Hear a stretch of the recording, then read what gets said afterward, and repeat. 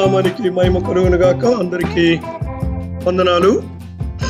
దైవ ధర్మాలు, attributes of God, దేవుని యొక్క గుణ లక్షణాలు. ధర్మం ఏమిటి? దీన్ని మనం రకరకాల పేర్లతో పిలవచ్చు. Essence of God, characteristics of God, attributes of God. So దైవ ధర్మాలు, ప్రతి ఒక్క దానికి ఒక ధర్మం ఉంటుంది కదా. మానవ ధర్మము, సృష్టి ధర్మము, ఇలాగా దేవుని యొక్క ధర్మాలు ఏమిటి? మొదటిది, దేవుడు స్వయం ఉనికి గలవాడు. మామూలుగా స్వయంభవుడు అంటారు. దేవుడు స్వయం ఉనికి గలవాడు అన్నది చాలా appropriate word. God is self existent. అంటే దేవుడు తనంతట తాను ఉన్నవాడు. దేవుడు స్వయంభవుడు అనగా తనంతట తానే ఉన్నవాడు. దేవుడు తన ఉనికిని తనలోనే కలిగి ఉన్నాడు. తన ఆధారం తనలోనే ఉంది. అది మనం ఇక్కడ గుర్తించాలి. దేవుడు తన్ను మోషేకు ప్రత్యక్షపరుచుకున్నప్పుడు తాను ఎవరో చెప్పాడు. నేను ఉన్నవాడను అనువాడను అన్నాడు నిర్గమకాండం 3:14. సో దేవుడు ఉన్నాడు. దేవుడు ఎక్కడి నుంచి వచ్చాడండి అంటే, దేవుడు ఎక్కడి నుంచి ఆయన వస్తే ఆయన దేవుడు అవ్వడు. దేవుడు ఉన్నాడు. సో కాజ్ అండ్ ఎఫెక్ట్ అనే ఒక సూత్రం ఉంది. కారణ కారక నియమము అని. అంటే ఉనికిలో ఉన్న ప్రతి దానికి ఒక కారణం ఉంటుంది. There is a cause behind every effect.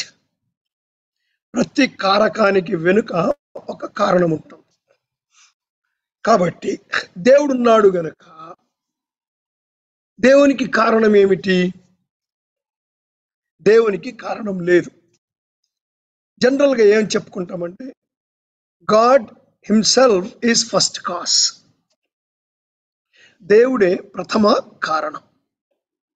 So దేవుని కారణం దేవునిలోనే ఉంది. థియాలజీలో గాడ్ ఈజ్ కాసా సూయి అని అంటారు. అంటే తనకు తానే కారణం అని అర్థం అండి. తనకు తానే కారణం. అందుకే యేసుక్రీస్తు ప్రభు ఇలా అన్నాడు, తండ్రి ఎలాగో తనంతట తానే జీవము కలిగి ఉన్నాడు, అలాగే కుమారుడును తనంతట తానే జీవము గలవాడైనట్టు కుమారునికి అధికారము అనుగ్రహించెను. యేసు ప్రభు తనంతట తాను జీవాన్ని కలిగి ఉన్నాడు. యేసు ప్రభులోని జీవము గ్రహించిన జీవము కాదు, లేదా ఆపాదించబడిన జీవము కాదు. The life in Christ is not derived, it's neither derived Nar imputed. ఆపాదించబడిన జీవము కాదు, అది ఉన్నది. ఆయనలో జీవం ఉన్నది. దేవుడు సృష్టి కాదు, ఆయన సృష్టికి వేరుగా ఉన్నాడు.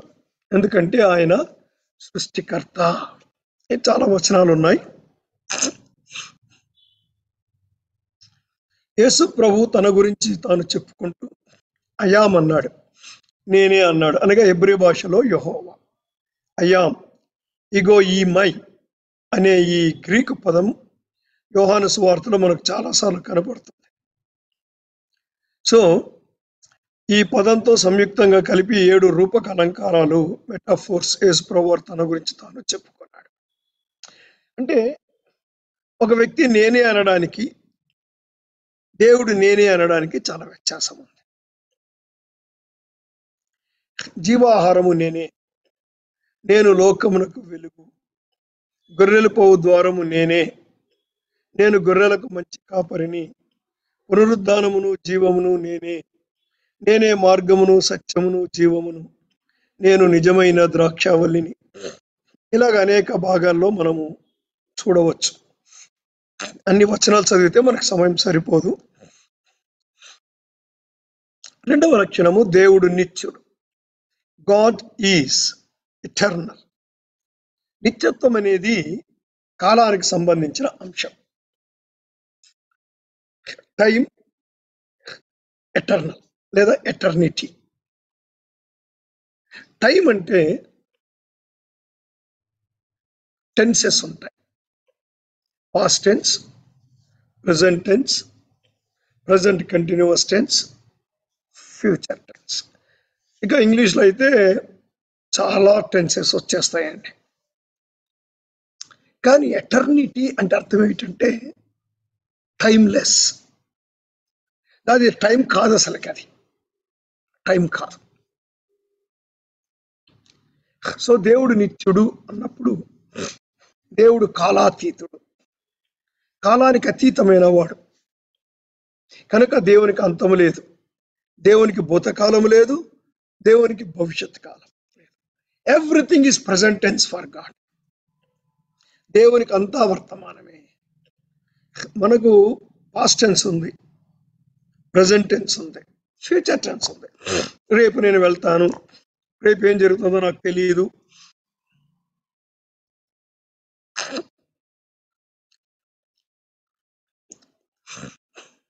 సో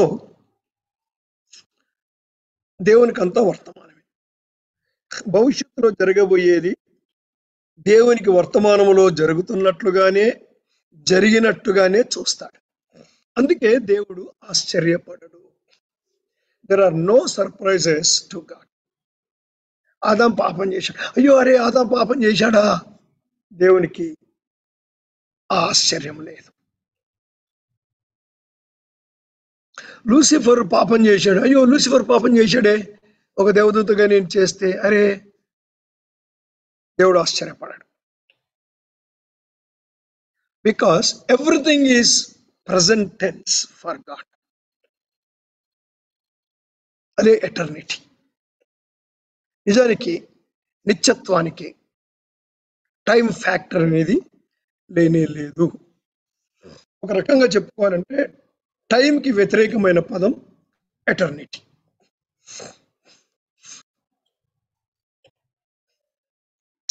అందుకే కీర్తన 102, నీవు ఏకరీతిగా నుండువాడవు, నీ సంవత్సరములకు అంతము.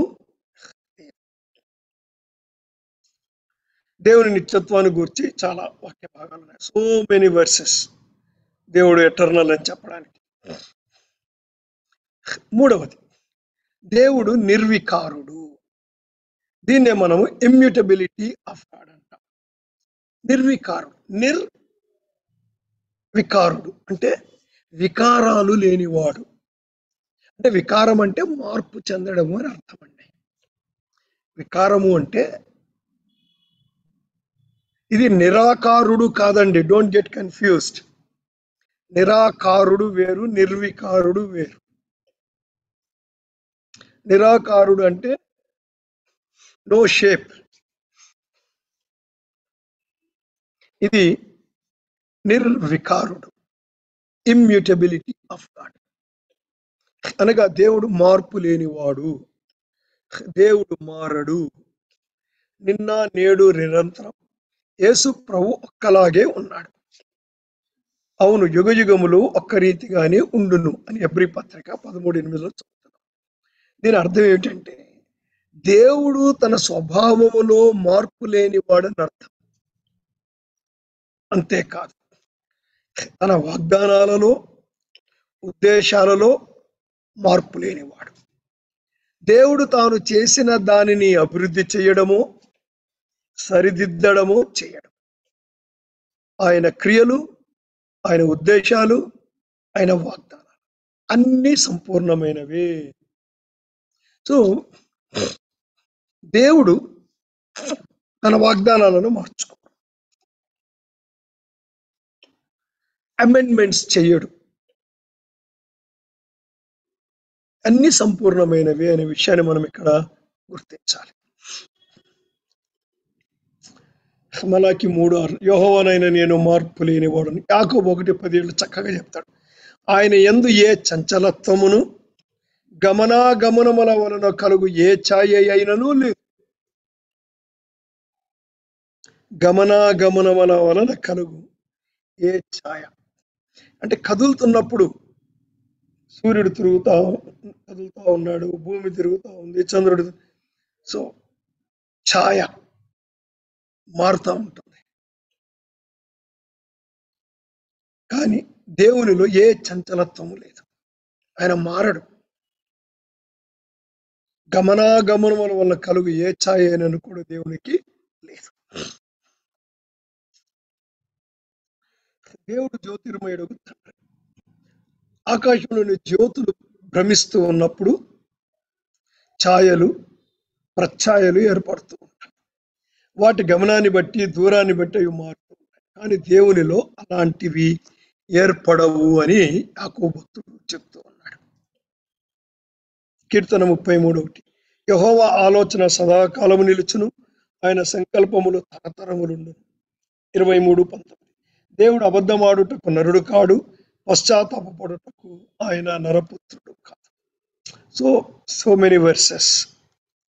నెక్స్ట్, ఇక్కడ దేవుడు మార్పు లేని వాడైనప్పుడు, ఆయన పశ్చాత్తాప పడడు అనే వాక్యంలో ఉన్నప్పుడు ఇక్కడ మాట చెప్పుకున్నాం.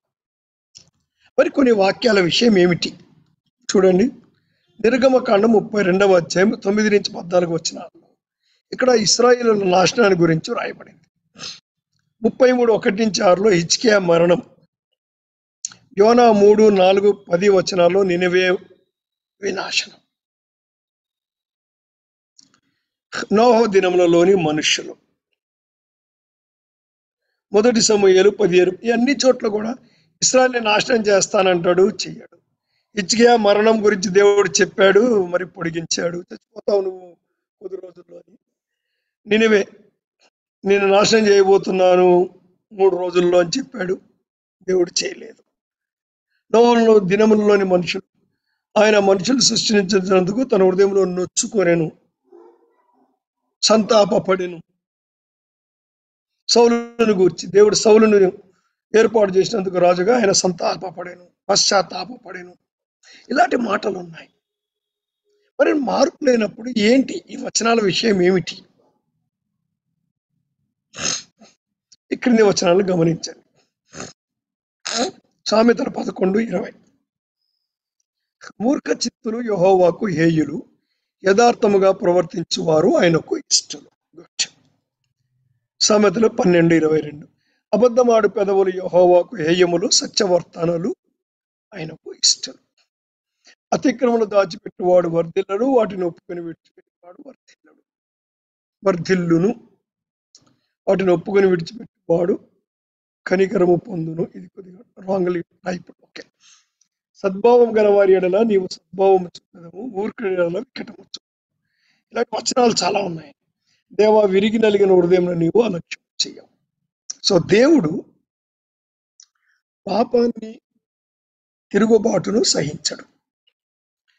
తన న్యాయాన్ని బట్టి పాపానికి తీర్పు తీర్చి వారికి శిక్షను పంపుతాడు.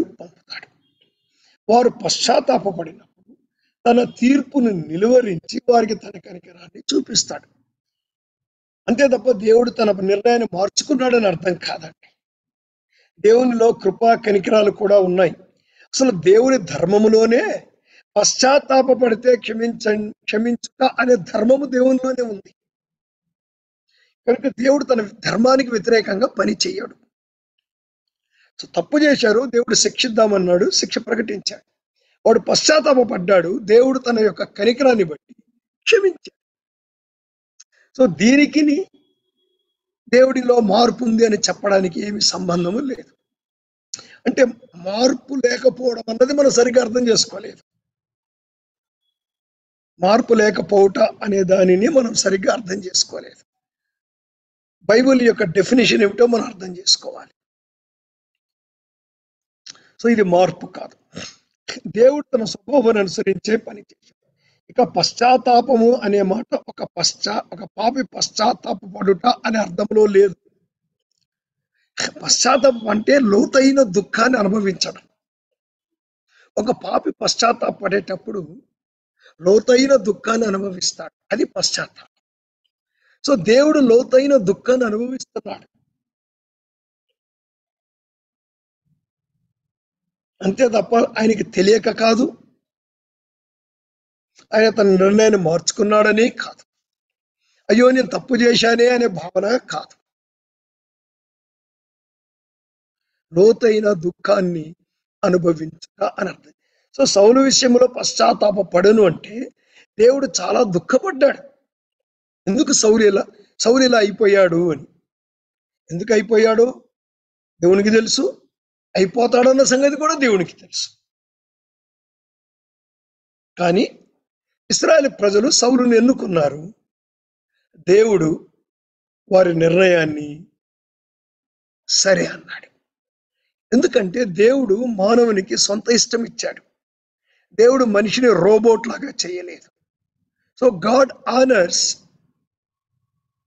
Man's freedom. సో ఆ ఫ్రీడమ్ వల్ల వచ్చే కీడు, నష్టము, లాభము అన్ని మనిషి అనుభవించాలి. ఎందుకంటే దేవుడు తన సార్వభౌమత్వములో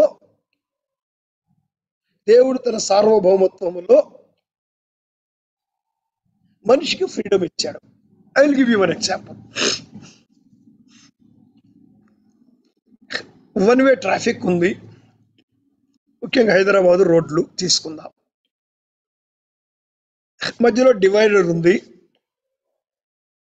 జనరల్గా మనకు ప్యారడైజ్ నుంచి గ్రీన్లాండ్ వరకు లేదా బేగంపేట వరకు. ఒకవేళ మీరు ఈవినింగ్స్ ప్రయాణం చేస్తే అర్థమవుతుంది ఈ విషయం. 2 లైన్లు, పోయేవాళ్ళు వచ్చేవాళ్ళు. సాయంకాలాలు అటు నుంచి సికింద్రాబాద్కి వచ్చేవాళ్ళ రష్ ఎక్కువ ఉంటుంది కనుక పోలీస్ ఏం చేస్తుందంటే ఆ వన్ వే ట్రాఫిక్ లో సగం లేన్ని వన్ వే ట్రాఫిక్ తీసేసి, అంటే వచ్చేవారున్న రోడ్లో సగం రోడ్డు డివైడ్ చేసి పోయే వాళ్ళకి పర్మిషన్ ఇస్తారు. అంటే వాళ్ళు మారిపోయారనే, రూల్స్ బ్రేక్ చేశారనే కాదు. వాళ్ళకున్నటువంటి అధికారము క్రింద they can allow the traffic. ఏమండి, అది మనిషి సంబంధించింది. మరి దేవుని సార్వభౌమాధికారములో ఇన్ సావర్నిటీ ఆఫ్ గాడ్ సర్వాధికారి. సో మనిషికి ఫ్రీడమ్ ఇచ్చాడు. మరి దేవుడు ఆ ఫ్రీడమ్ ఇచ్చి మనిషి కోరుకున్నప్పుడు ఓకే గో హెడ్, కానీ దాని ద్వారా వచ్చే ఫలితం దేవుడికి ఎరుగును. దాని విషయమై దేవుడు లోతైన దుఃఖాన్ని అనుభవించాడు.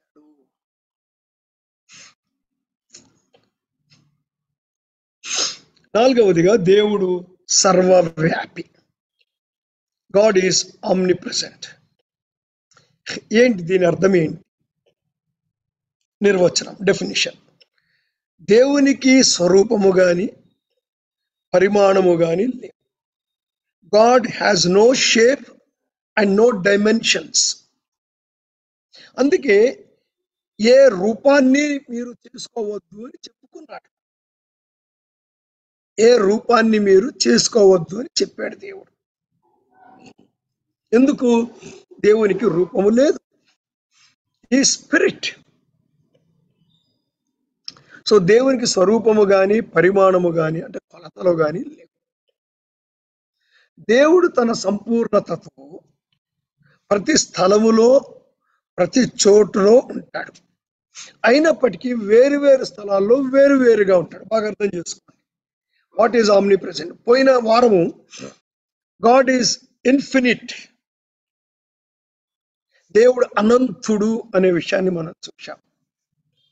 సో దేవుని యొక్క అనంతతత్వానికి సర్వవ్యాపకానికి కొంత వ్యత్యాసం ఉంది. సర్వవ్యాపకము అనేది the omnipresence is a relative terminology in relation with man or in relation with creation. అనంతతత్వము అనేది that is God's being, దేవుని వ్యక్తిత్వం. సో ఇక్కడ సర్వవ్యాపి అంటే దేవుడు తన సంపూర్ణతతో ప్రతి స్థలములో ప్రతి చోట్లో ఉంటాడు. కానీ వేరువేరు స్థలాల్లో వేరుగా ఉంటాడు. దేవుడు మొత్తం ఉంటాడండి. దేవుడు ఇప్పుడు ఇక్కడ ఉన్నాడు, ప్రవీణ్ ఇంట్లో ఉన్నాడు, సంతోష్ పాస్టర్ గారి ఇంట్లో ఉన్నాడు. అంటే ఇక్కడ కొంత భాగం, అక్కడ కొంత భాగం, అక్కడ కొంత భాగం ఉన్నాడని అర్థం కాదు. ఇక్కడ వేలు ఉంది, అక్కడ చెయ్యి ఉంది, అక్కడ భుజం ఉంది అని అర్థం కాదు. God is present everywhere fully, completely అండి, ఈజ్ ఎవ్రీవేర్. సో దీన్ని మరి కొద్దిగా అర్థం చేసుకుందాం. అయినప్పటికీ వేరు వేరు స్థలాల్లో వేరువేరుగా ఉంటాడు. దేవుడు అన్ని చోట్ల ఉంటాడు. God is present everywhere. కీర్తన 139, 7-12 ఇలా అంటాడు ఈ భక్తుడు: నీ ఆత్మయుద్ధులని నేను ఎక్కడికి పోదును, నీ సన్నిధి నుండి నేను ఎక్కడికి పారిపోదును. నేను ఆకాశమునికి ఎక్కినను నీవు అక్కడ ఉన్నావు, నేను పాతాళమందు పండుకొనినను నీవు అక్కడ ఉన్నావు. నేను ఇక్కడ పాతాళము అంటే నరకం కాదండి, సమాధి. నేను వేకువ రెక్కలు కట్టుకుని సముద్ర దిగంతములలో నివసించినను, అక్కడను నీ చెయ్యి నన్ను నడిపించును, నీ కుడి చెయ్యి నన్ను పట్టుకును. అంధకారం నన్ను మరుగు చేయను, నాకు వెలుగు రాత్రి వలె ఉండును. మరుగు అని నేను అనుకుని ఎడల చీకటి అయినను నీకు చీకటి కాకపోవును, రాత్రి పగటి వలె నీకు వెలుగుగా ఉండును. చీకటియు వెలుగును ఏకరీతిగా ఉన్నవి నీకు. So for God there is no darkness, everything is light. So God is present everywhere. So ఈ వాక్య భాగం దేవుని సర్వవ్యాప ధర్మాన్ని గురించి 5 విషయాలు చెప్తూ ఉంది. మొదటిది, స్థలము దేవునికి పరిమితులు నియమించలేదు. స్థలము దేవునికి పరిమితులు నియమించలేదు అంటే బౌండరీస్ లేవు దేవునికి. దేవుడు అన్ని స్థలాలలో ఒకేసారి ఉండగలడు. ఆకాశము అవధులు లేని ఎత్తు, పాతాళము అవధులు లేని లోతు, సముద్ర దిగాంతములు అవధులు లేని వైశాల్యాన్ని చూపిస్తూ ఉన్నాయి. అంటే ఇక్కడ ఆకాశం అంటే చాలా హైట్ అని, పాతాళం అంటే బాగా లోతని, సముద్ర దిగంతాలు అంటే బాగా వెడల్పని. So height, depth and width, ఎత్తు, లోతు, వెడల్పులను చెప్పడానికి మానవుడి దగ్గర ఉన్న భాష అది. దేవుడు అన్ని స్థలాలలో ఒక్కసారే ఉండగలడు. సో స్థలము దేవునికి ఏ పరిమితులు నియమించలేదు. ఇర్మియా అంటాడు, ఇర్మియాలో 23-24, యెహోవా సెలవిచ్చిన మాట ఏదనగా, నీకు కనపడకుండా రహస్య స్థలములలో దాగగలవాడు ఎవడైనా కలడా? నేను భూమ్యాకాశముల యందంతటను ఉన్నవాడను కానా? నాకు కనపడకుండా. ప్రింటింగ్ మిస్టేక్స్ ఉంటాయి, డోంట్ వరీ. వేగము దేవునిని పరిమితం చేయలేదు.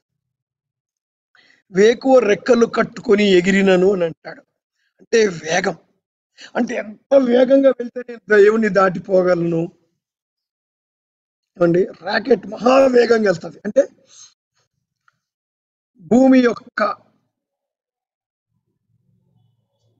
ఆకర్షణ శక్తిని దాటి, అంటే భూమి యొక్క ఆకర్షణ శక్తిని దాటి, అంటే భూమి లాగలేనంత పైకి వెళ్ళిపోవాలంటే భూమి ఆకర్షణ శక్తి కంటే ఎక్కువ వేగంతో వెళ్ళాలి. అది. సో వేగము దేవునిని దాటిపోలేదు. వేగము దేవునిని దాటిపోలేదు. అంటే దేవుడు మనకంటే వేగంగా ప్రయత్నిస్తాడని అర్థము కాదు. రోడ్ రన్నర్ అనేది కార్టూన్ వస్తుంది చూడండి, అట్లా పరిగెత్తడం కాదు. దీనికంటే ఎక్కువ వేగంగా దేవుడు పరిగెడతాడని కాదు, అలా కాదు. మనం ఎంత వేగంగా ప్రయాణించినా, ఎక్కడికి వెళ్ళినా, we are in God only. We cannot cross or pass God. దేవుని దాటి వెళ్ళలేము. వెనకను ముందును నీవు ఆవరించి ఉన్నావు అంటాడు 139:5. నంబర్ 3, అంధకారము అయినను మరుపు చేయలేదు. చీకటి ఉన్నప్పటికీ దేవుడు అక్కడ ఉన్నాడు. ఆదికాండం 1:1 దేవుడు భూమి ఆకాశాలను కలుగజేసినప్పుడు అంధకారం ఆవరించి ఉండింది, చీకటి కూడా దేవునికి పరిమితి విధించలేదు. నేను కళ్ళు మూసుకొని అంత అంధకారమే, దేవుడు లేడు అనుకున్నప్పటికీ దేవుడు అక్కడ ఉన్నాడు. నెంబర్ 4, దేవుడు అన్ని స్థలాలలో ఒకేసారి ఉండడంలో ఆయన సంపూర్తిగా ఉన్నాడు. నీవు, నీ అనే మాటలు కనీసం 10 సార్లు ఈ వాక్య భాగంలో చూస్తాం. ఇంతకుముందు చదివాం కదా. నీవు ఉన్నావు అంటే దేవుడు సంపూర్ణంగా ఉన్నాడు, భాగాలుగా లేడు. తల ఒక దగ్గర, చెయ్యి ఒక దగ్గర, కాలు మరొక దగ్గర భాగాలుగా లేడు. దేవుడు పూర్తిగా ఉన్నాడు. Whole being is present in whole but not in parts. Whole being is present in whole but not in parts. ఒక విషయాన్ని మనం గమనం తప్పిపోనీయకూడదు, అది దేవుడు ఆత్మ అనే విషయాన్ని. నెంబర్ 5, దీవించడానికి, శిక్షించడానికి, కాపాడడానికి, నడిపించడానికి, తన సన్నిధిని విశ్వాసులకు తోడుగా ఉంచడం అనేవి సర్వవ్యాప ధర్మములో ఇమిడి ఉన్నాయి. అంటే గాడ్ ఈజ్ ప్రెసెంట్ ఎవ్రీవేర్. ఇందాక మనం చెప్పుకున్నాం, దేవుడు అన్ని స్థలాల్లో ఒకేసారి ఉంటాడు, సంపూర్ణంగా ఉంటాడు. కానీ ఒక్కొక్క స్థలంలో వేరువేరుగా ఉంటాడు. అంటే ఒక స్థలంలో దీవించడానికి ఉంటాడు, ఒక స్థలంలో శిక్షించడానికి ఉంటాడు, ఒక స్థలంలో కాపాడడానికి ఉంటాడు, ఒక స్థలంలో నడిపించడానికి ఉంటాడు, ఒక స్థలంలో తోడుగా ఉండడానికి ఉంటాడు. అదనమాట అంటే దాని అర్థం. నీ చెయ్యి నన్ను పట్టుకొని నడిపించును అంటాడు. అంటే ఆ స్థలంలో ఎందుకున్నాడు? నడిపించడానికి ఉన్నాడు. So you can see so many verses ఇవన్నీ చూడడానికి. God has no boundaries. సర్వవ్యాపి అంటే దేవునికి పరిమాణము లేదు. No dimensions. God has no dimensions. Boundaries or dimensions. దేవుడు అపరిమితుడు గనక దేవునికి పరిమాణము లేదు. నిశ్చయముగా దేవుడు ఈ లోకమందు నివాసము చేయడు. ఆకాశ మహాకాశములు సైతము నిన్ను పట్టజాలం. నేను కట్టించిన ఈ మందిరము ఏలాగు పట్టును? యెషయా 66:1-2తో పోల్చి చూడండి. God is everywhere but not the part of creation. దేవుడు అన్ని చోట్ల ఉంటాడు, అయితే సృష్టిలో భాగం కాదు. దేవుడు అన్ని చోట్ల ఉంటాడు కనుక సృష్టిలో భాగమా? కాదు, భాగం కాదు.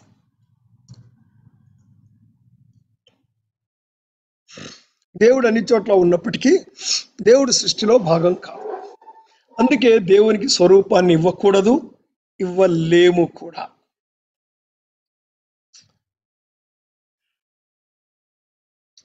అపోస్తలుల 17:23-27 నేను సంచరించుచు మీ దేవతా ప్రతిమలను చూచుచుండగా ఒక బలిపీఠము నాకు కనపడింది. దాని మీద తెలియబడని దేవునికేను రాయబడి ఉన్నది.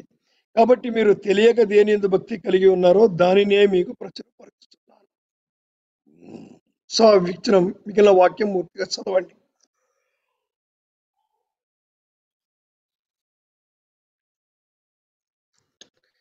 దేవుడు అన్ని చోట్ల ఒకేలాగా ఉండడు. God is not present everywhere equally. ఇక్కడ ఈక్వల్లీకి కంప్లీట్లీ అన్నదానికి తేడా ఉందండి. God is present everywhere fully but not equally. అంటే దేవుడు పరలోకములో ఉన్నట్లుగా భూమి మీద ఉన్నాడు, విశ్వాసిలో ఉన్నట్లుగా అవిశ్వాసిలో ఉన్నాడు. దేవుడు యేసు ప్రభువులో ఉన్నట్లుగా సంఘములో ఉన్నాడు.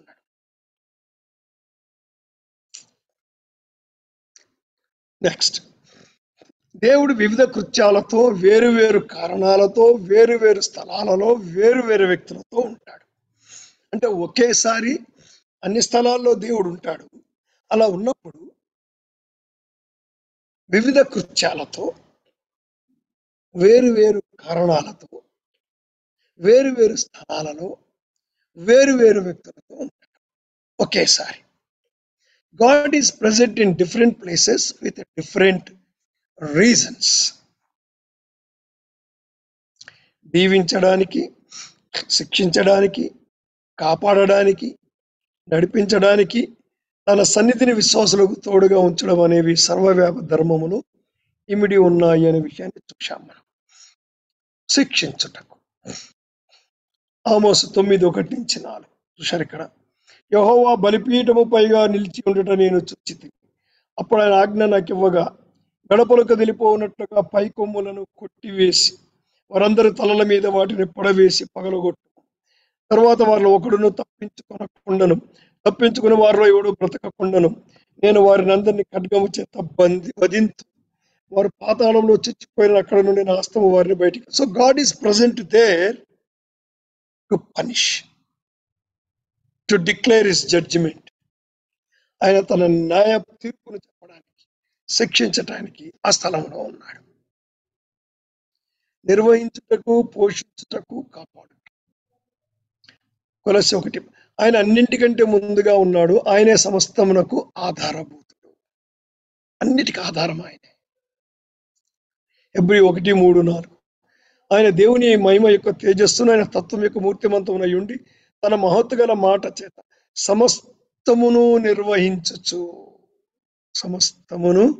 నిర్వహించుచు. He executes everything. సమస్తమును నిర్వహించు.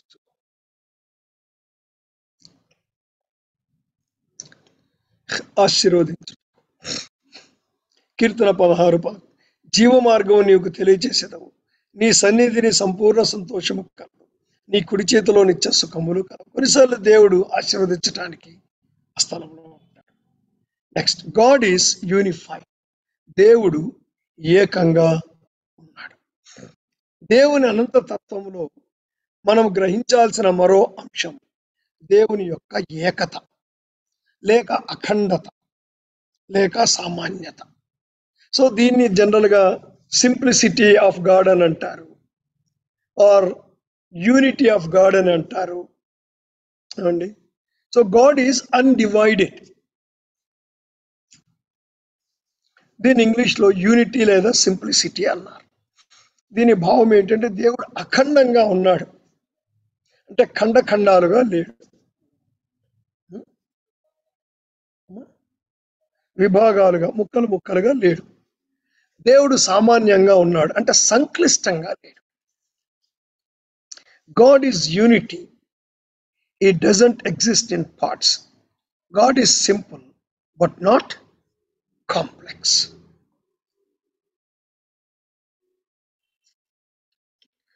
దేవుడు అన్ని స్థలాలు ఒకేసారి ఉన్నాడు, అయితే ఖండాలుగా లేడు, అక్కడ ఒక ముక్కగా లేడు. దీనికంటే ప్రాముఖ్యమైనది ఏమిటంటే దేవునిలో సమగ్రత ఉన్నది. God is unified. దేవుడు రకరకాల ధర్మాల సమ్మేళనం కాదు. Is not a mixture of different characteristics. రకరకాల ధర్మాల సమ్మేళనం కాదు. Is not the compound. దేవునికి రకరకాల ధర్మాలు కలపబడలేదు. ఒక ధర్మం మరొక ధర్మానికి కారణం కాదు. ఒక ధర్మం మరొక ధర్మము నుండి ఉద్భవించలేదు.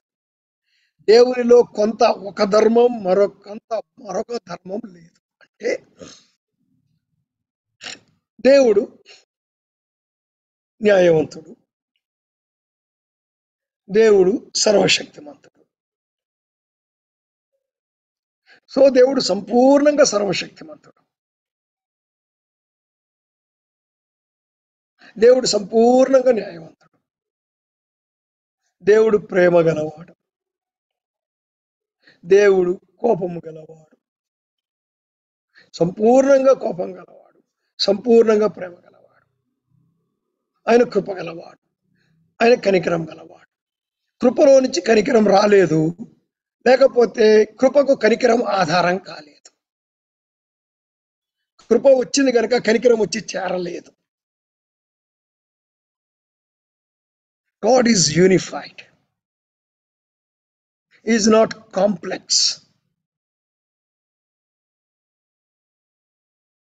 ధర్మాలు ఒకదానికొకటి కలపబడలేదు.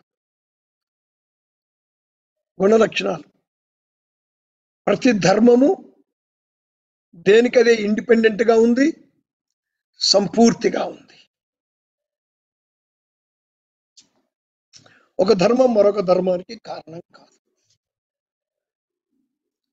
ఒక ధర్మం మరొక ధర్మము నుండి పుట్టలేదు. దేవునిలో కొంత ఒక ధర్మం, మరికొంత మరొక, అంటే కోపం తక్కువ ఉండి ప్రేమ ఎక్కువ ఉంది,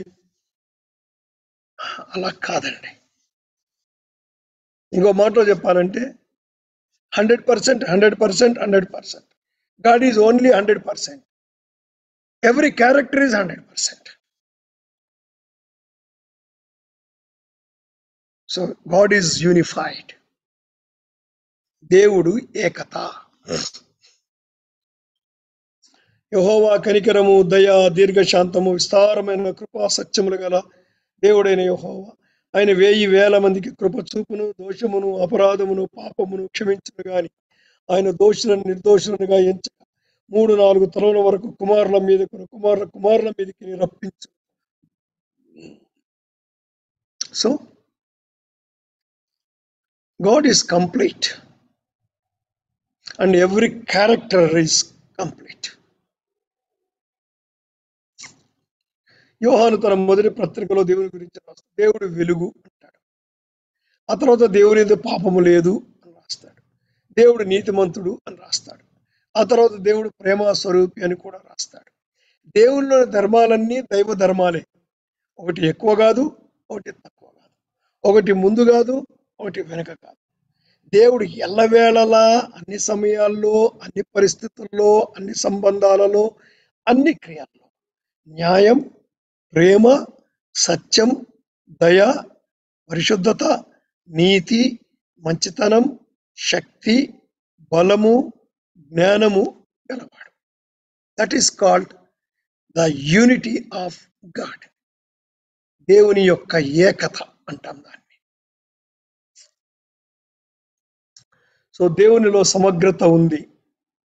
దేవుడు అఖండుడు గనుక, కాబట్టి దేవుడు సమాధానానికి కర్త, ఆయన క్రమానికి కారకుడు, గందరగోళానికి కారణము కాదు. అందుకే పౌలు ఇలా, దేవుడు సమాధానానికే గాని కర్త గాని అల్లరికి కర్త కాదు. దేవుడు అఖండుడు గనుకనే ఆయనలో సమాధానం. So I'm stopping here. మిగిలిన క్యారెక్టర్స్ కి చాలా టైం కావాలి కనుక వచ్చే వారం మరొక 2 ప్రధానమైన క్యారెక్టర్స్ ఉన్నాయి. దేవుడు ఆత్మస్వరూపి అనే భాగానికి సంబంధించి అదేమిటంటే ఆయన సర్వజ్ఞాని, ఇంకా 3 సర్వజ్ఞాని, సర్వశక్తిమంతుడు, సర్వాధికారి. సో వీటికి చాలా ఎక్స్ప్లెనేషన్ కావాలి. మేబీ నెక్స్ట్ వీక్ అటు వచ్చే వీక్ 2 వారాలు మనకు కావాల్సి ఉంటుందేమో. Will see how the time is get adjusted. Question and answers. Any questions?